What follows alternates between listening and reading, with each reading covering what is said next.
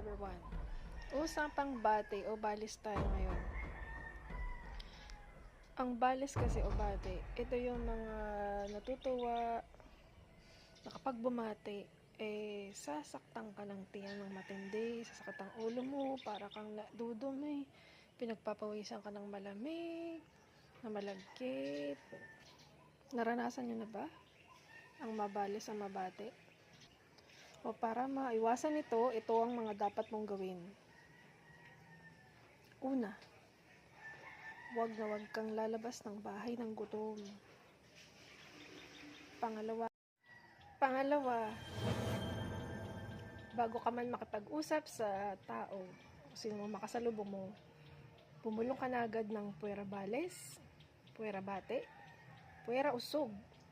Bulong lang ha, huwag kang sisigaw o lalakasan ng boses.